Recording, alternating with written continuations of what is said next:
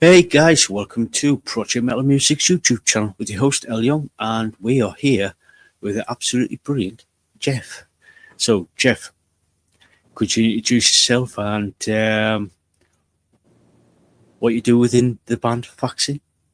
Hi, so I'm Jeff. I'm the drummer. I'm one of the backup singers, one of the many backup singers in our band. Um, Most of us sing. Uh, yeah, that's about it. I play drums. I also write music from time to time that we kind of agree or disagree on. So depending on the mood. Yeah, yeah, yeah. So, let's dive into some questions. Um, as a child, what were you listening to? Oh, how far back do we want to go as a child? As far back as you want. Okay. Uh, so, so I was a child of the '70s. So of course, my mother was listening to nothing but pop music. So it was a lot of pop, a lot of disco, uh, Barry Manilow. Well, I wasn't choosing to listen to it, but it was what I had to listen to that was on the radio. And then once I started to get a little bit older, probably around 9 or 10, is when I started to hear more and get more exposure to stuff like, oh, what's this Black Sabbath stuff? I really like this stuff. This is really cool.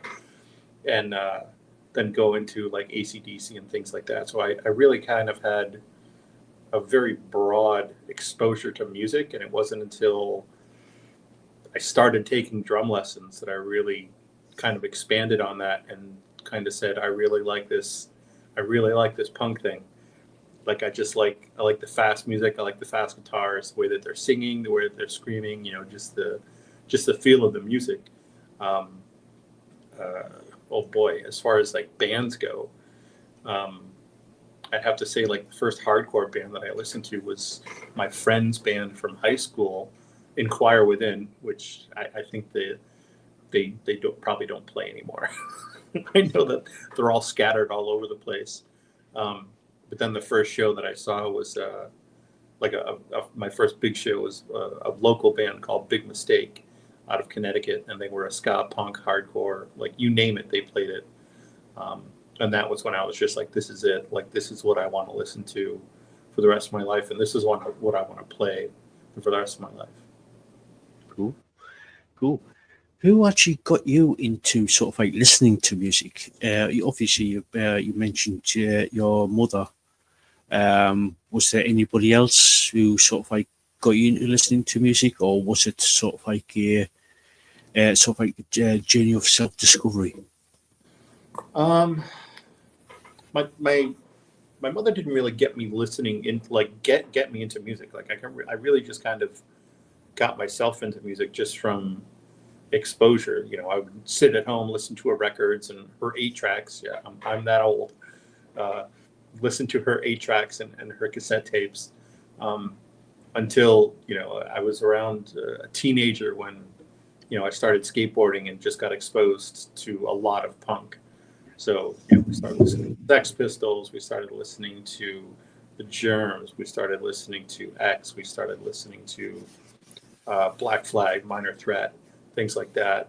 And then it slowly kind of grew into like all that New York hardcore, which was Judge, Gorilla Biscuits, um, Integrity, and then really expanded from there when the hardcore scene kind of blew up in like the early 90s. And that's really when, I don't want to say the peak, but that's really the tipping point of where hardcore wasn't just underground anymore. That's when it really became like, this is a genre of music, so accept it or get the fuck out of the way because it's going to steamroll you.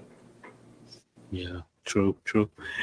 Yeah, so out of all the bands that you've listened to over the years, um, who was your main sort of like influence to become sort of like a drummer, like a musician in general? Sammy from Gorilla Biscuits. I mean, but Sammy was versatile in Gorilla Biscuits. He played in Judge. I think he played in Bold too. So like just that the way that he played was just I loved it. And then when I started to hear Operation Ivy, I started to really get into that. But Sammy from Gorilla Biscuits is really the one that really made me want to play like that hardcore punk. Cool, cool. Before you joined Faxin, were you in any other bands prior? I was. Um, I was in a band called Anartha out of Western Massachusetts. Um, we were we were a really good band. Um, I was going through a really hard divorce at the time, and I had to make a really tough decision to myself and the band to say I can't do this anymore. Like I've really got to step back because I can't be creative anymore. Like I just don't. I mean, I still had it in me, but I just didn't have that drive anymore. And it wasn't anything against the band because I loved the band, I loved the music, but I just lost, like, I don't know what it was. I just kind of lost it and got out of it. Before that, we played with a bunch of bands, or I played with a bunch of bands from Western Mass. We got into that kind of emo screamo scene around the same time as Orchid, Converge, Cave In when they were coming out, and that's when we really kind of grew musically. My friend Nick and I, it was just the two of us to begin with, and we really kind of expanded from there. Added more people to the bands, and then just kind of went from there and just had a blast with it. Cool, cool. We've got a question from my head moderator, Lisaboo. She asks, let me see. She asks, do you have a favorite venue that the band plays in? Also, do you have a dream venue to play at? Oh, that's tough. Do you have a favorite venue that the current band plays in? Um, we've played at, it was Trackside, now it's Lisaboo. I'm pronouncing that wrong, so don't kill me. All the French people are going to kill me. Uh, Trackside is really fun. It's this awesome little punk venue in the middle of nowhere in Montreal. If you don't know, askapunk.net is where you can go, and they'll tell you how to get there. You're going to go see some rad shows there. Um, Vieux Palais, which is in L'Assomption, it's right up the road from us. I really like that place just because it's a small venue, but every time that we've been there, like the house is full. Everyone's really excited about the music. They love the music. The venue itself is super friendly to us. Plenty of parking, which is always good. It's not walking distance, though. It's not like it's not downtown, so it's outside of the city. But that one is really fun. I guess for us, the dream venue to play is probably play at Fouf's, Foufain Electric, which is the big punk club that's in Montreal. Eventually, we'll play there, but I mean, right now, we're really happy just kind of playing on the outskirts. Turbo House was also that was one of my bucket list places where I was like, I want to play this place just because it's such a rad punk bar in Montreal. Cool, cool. Thank you for that, Lisa. Good question. Good question. So, what has the band been up to I would say, in the last 12 months or so? Oh boy, that's a great question. We're currently in the process of recording. We've been following our label as far as like a recording schedule goes, and I've been going in, laying down 3 drum tracks, sending it to them to record and do the stuff that they need to: bass, drums, vocals, guitars. Coming back, sending it to the guy to get it mastered, sending it back to us for feedback, sending it back there. Music has really changed, especially like distributing music, because there's really not a lot of physical media that's being released now. Most of it is digital.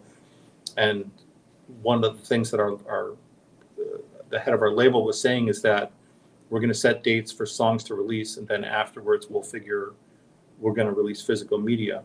So it's actually, I think it's a much easier process to do it this way, just because we can pick the time when we want to release individual songs rather than saying we need to sit down and we need to do a whole album. But because all of us work full-time jobs, it's difficult sometimes, and we don't all live in the same city.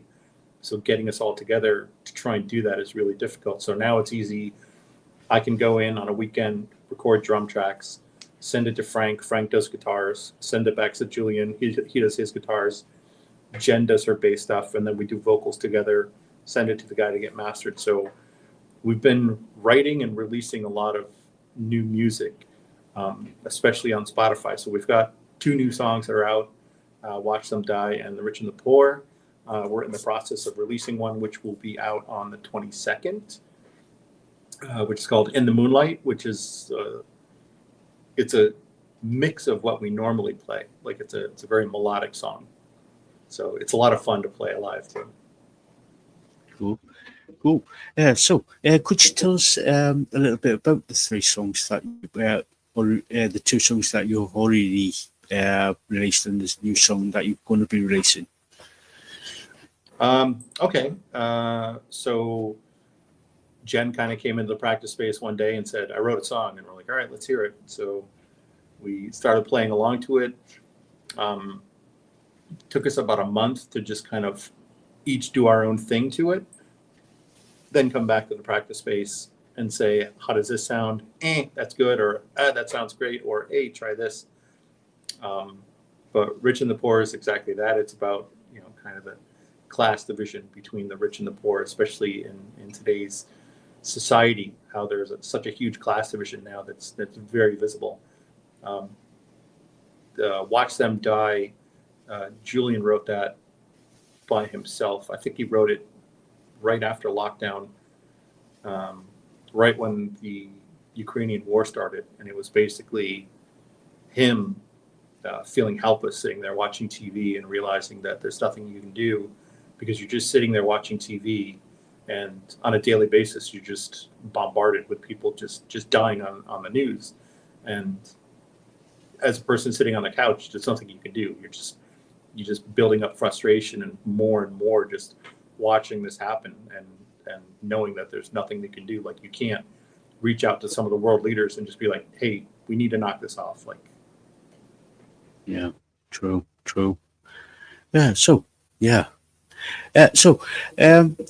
Is there going to be obviously you're going to be releasing the new material over on the digital downloads, digital streaming services.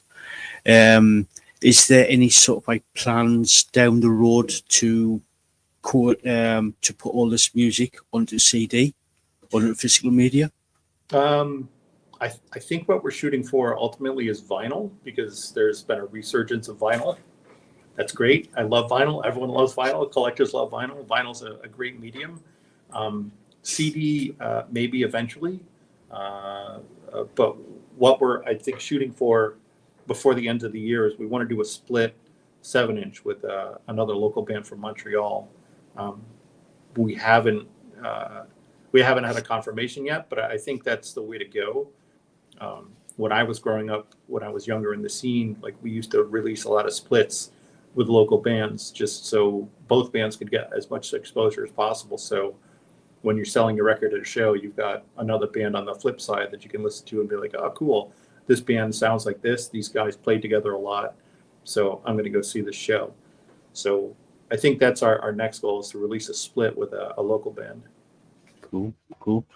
I was going to ask about the vinyl, because I know there's quite a few people in the project's community do love vinyl. I'm one of them as well. I was going to ask about the vinyl. So are you still in talks about putting your music onto vinyl, or is it like a firm idea? No, I mean, we've definitely got a plan to release vinyl. We just don't have a definite date for it. And the other thing too is, we'd love to release our own record, but if we do release our own record, we've only got the 2 new songs, and we've got the other 5 that are on Spotify that came out 3 years ago. So if we do anything, we want to go back in the studio and do everything ourselves, like re-record everything and release it as like a full length. So I think right now we'll probably just release a 7-inch and just do 2 singles, or if we do one, we'll do 1 single with a collab split with another band. Cool. Is there any sort of new material coming out? Are you writing any new material? Yes, there is. There's actually a lot of new material, just because we're very. The four of us are very collaborative when it comes to working together, and we're always open to like hearing stuff that they've written. Julian encouraged me to get a guitar and start learning how to write music and how to play chords and stuff like that. I'm not good at it, but I can write chords and stuff like that. And I've written a few songs, so we're in the process of finalizing a song right now that we've kind of written for the city of Montreal.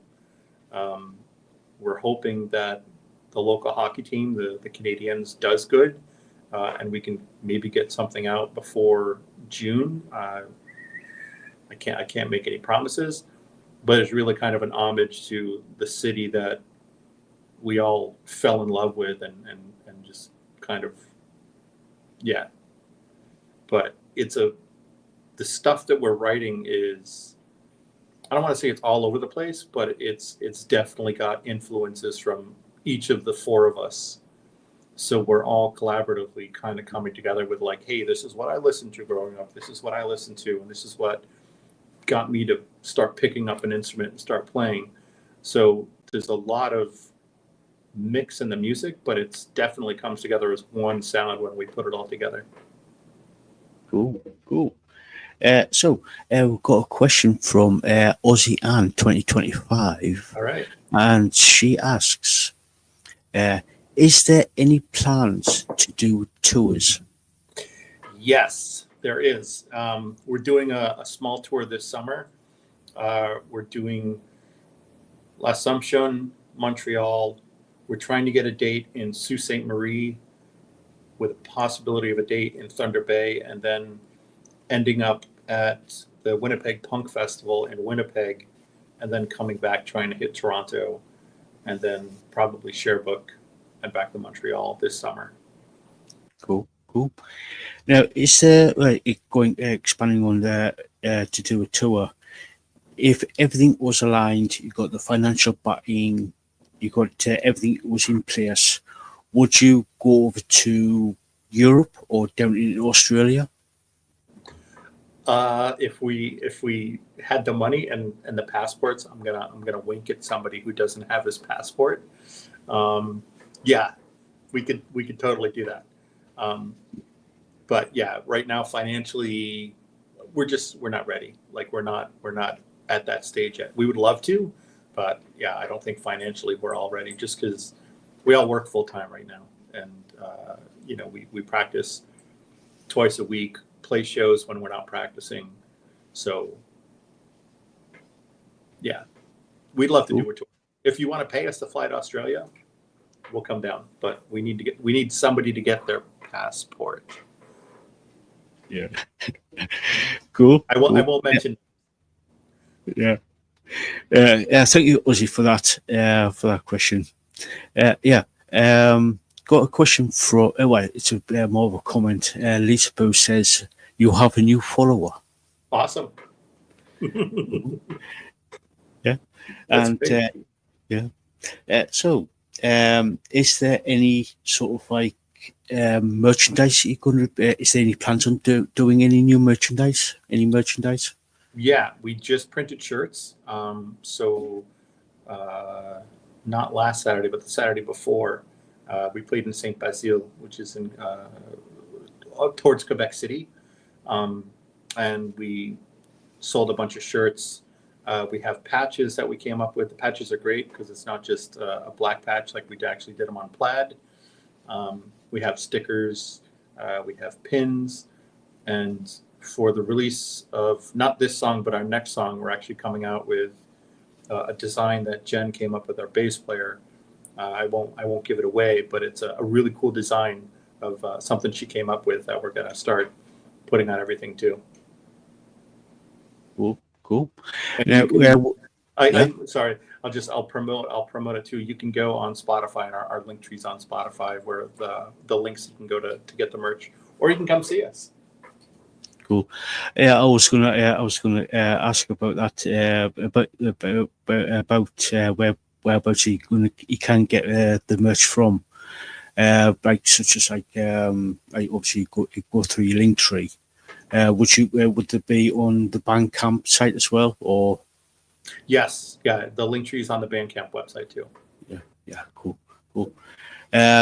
So let me see here.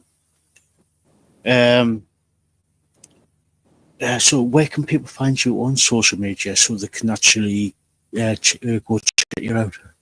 We're everywhere.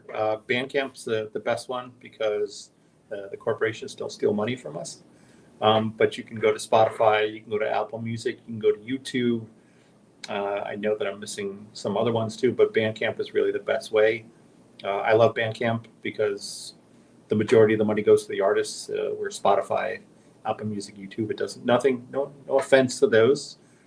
It's a good medium for releasing music because it gives you more exposure. But I kind of prefer the majority of the money going to the artists that are producing it rather than the companies that are releasing it. Yeah, I know that. I don't know if they still do it with Bandcamp. They usually do like every Friday. Sort of like they give the bands every penny that they earn on a Friday straight to the bands. I don't know if it's still there. I don't know if they still do that or not. Well, I don't know. I don't do the finances. Yeah. Cool. Yeah. So, any advice for people who want to become a musician? Oh man. Oh. I mean the best way to want to become a musician is to just like you hear a song and you're like, I want to dance that or I want to learn how to play that song. But just find that creative inspiration to just go out there and just want to like just learn because music it's an art form. You know, it's the same thing as drawing. It's the same thing as tattooing. It's the same thing as painting.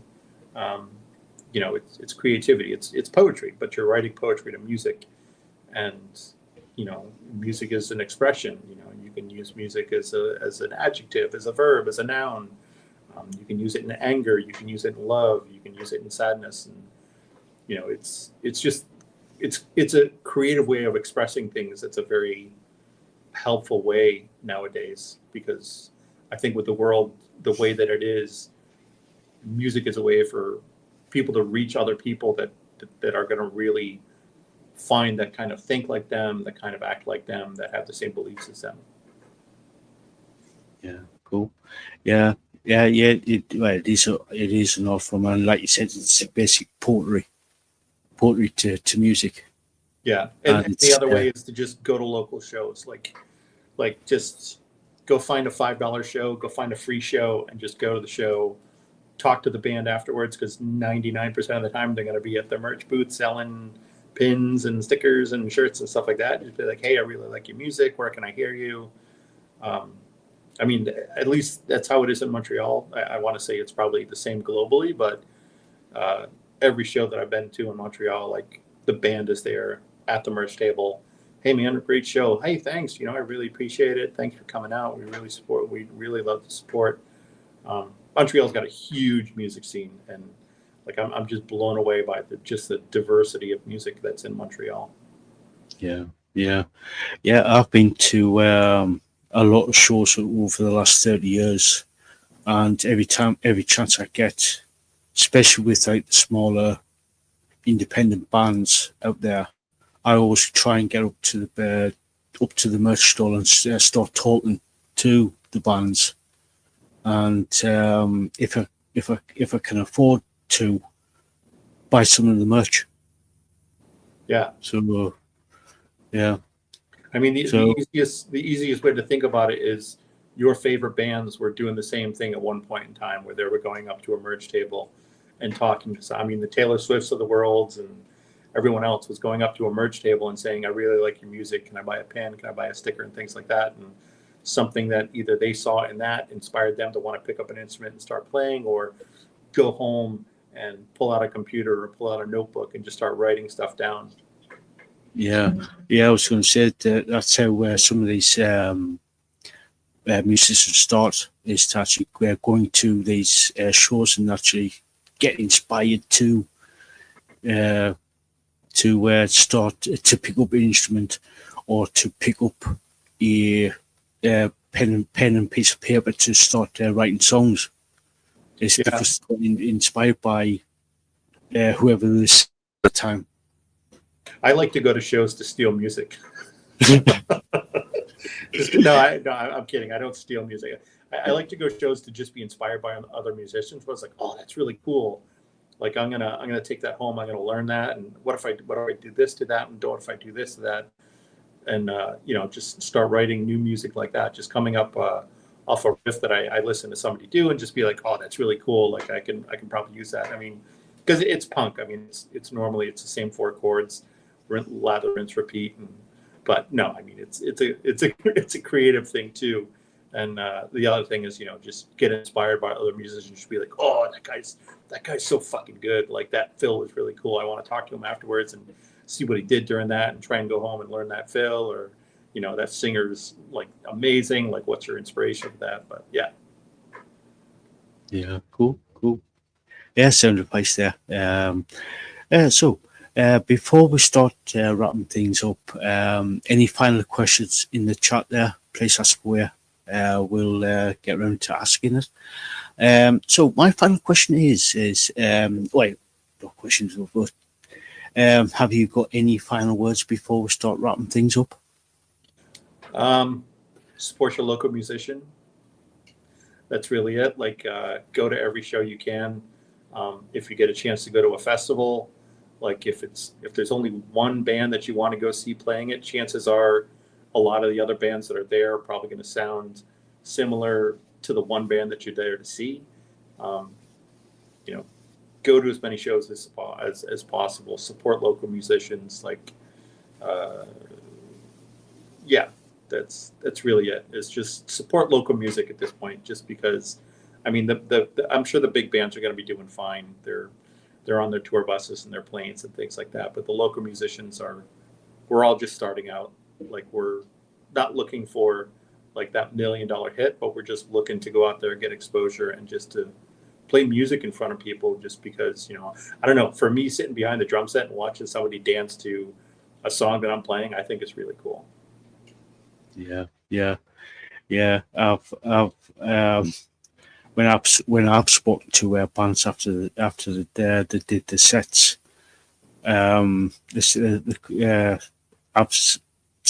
they basically said to me, says, I can't believe that I've seen people dance there, like actually getting up and rocking out to the songs that we've actually written.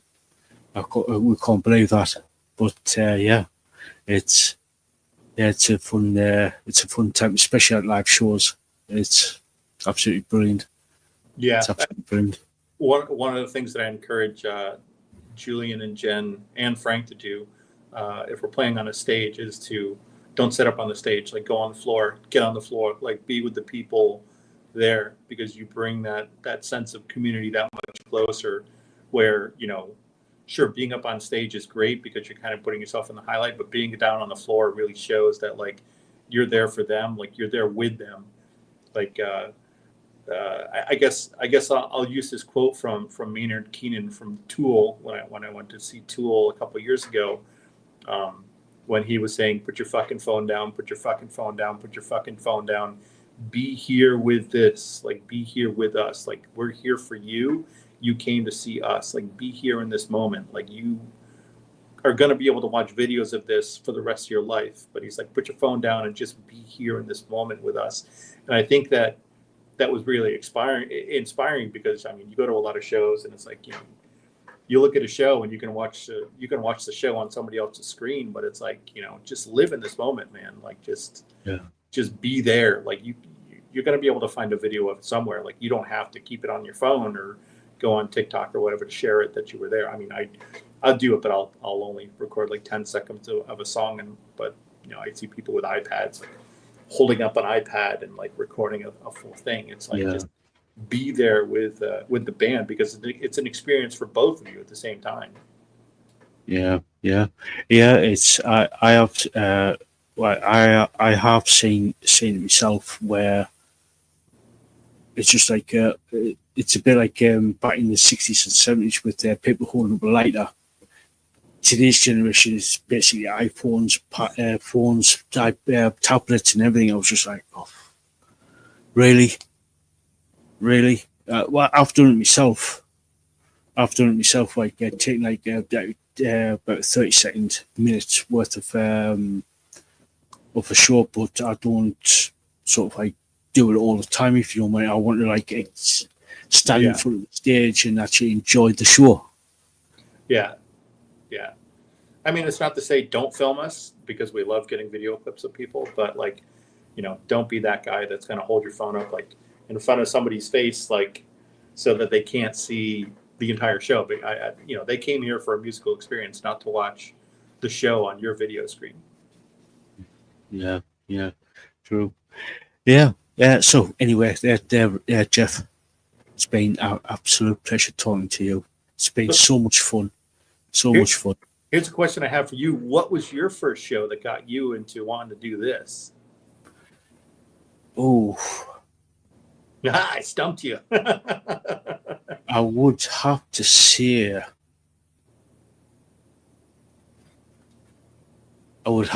Type O Negative. Wow. Okay. Yeah. When I saw them live back in 1997, I was down in a city in West Yorkshire called Leeds.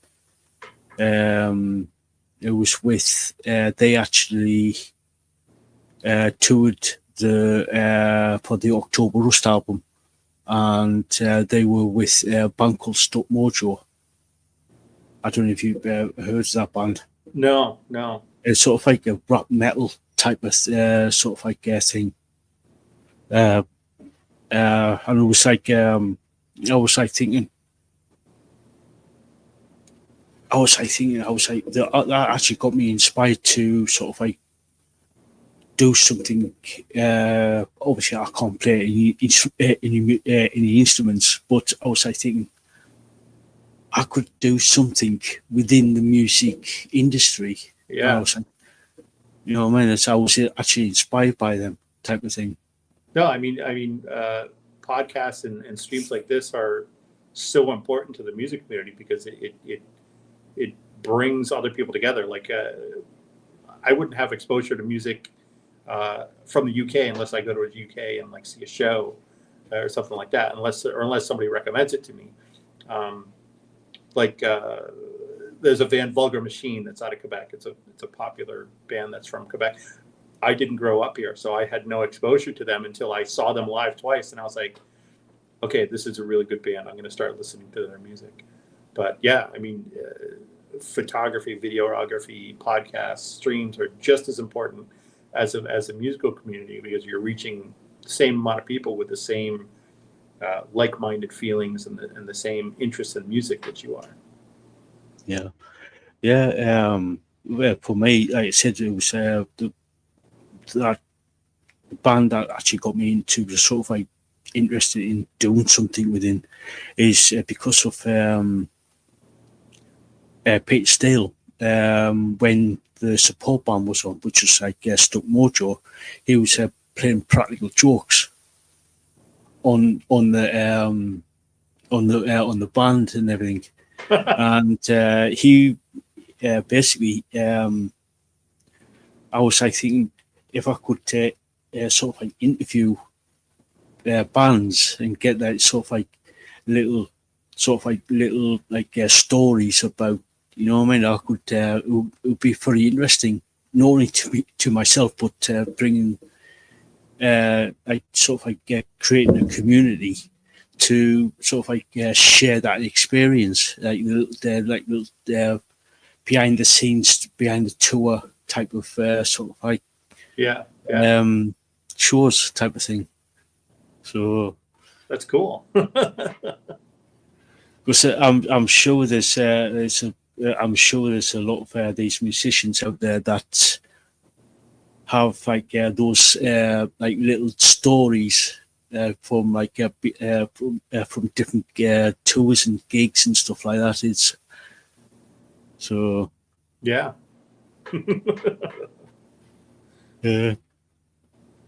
It's like then well, another band that really got me into, like, two more bands really, Motorhead and Iron Maiden. It's just like, so I was like, yeah, I would love to like, because they've got like a lot of interesting sort of like how do they write the songs, what is the process of writing songs, who comes up with what and stuff like that. So Yeah, I first saw Motorhead on the Young Ones on MTV back when MTV used to play music. Oh boy, it was after 120 minutes is when the Young Ones was on, and we used to stay up late to watch it. And then Motorhead came on, and I was like, "What is this?" I was like, "This is fucking incredible." I was like, "This is awesome." yeah. That's well, basically, I first came across Motorhead back in 1980 with the Ace of Spades album, and then I saw him on. Well, obviously, I've seen him on like a couple of times on British TV, but when the Young Ones had them on, I was like, "Yeah, this is even better. This is even better." Yeah. So it's absolutely brilliant. Absolutely brilliant. Yeah. So anyway, that Jeff, we're going to finish up there, and like I said, it's been a total pleasure talking to you. It's been so much fun. It's been. This is awesome. I wish I could spend more of my day sitting there chatting with you about music. Yeah, we've got to do it. We've got to do it again at some point. Let's do it. Let's do it in person the next time, though. Oh yeah. Yeah. Well, I would love that. I would love that. Right on. I would love that. So, guys in the chat, if you haven't checked out Faxin, please do. All the links are in the description. These guys are absolutely brilliant. Absolutely brilliant. So please go check them out. And and Jeff, again, thank you so much for coming on. It's been a total pleasure. Thank you. Cheers, mate. Right. So, guys, until next time, we'll catch you all later.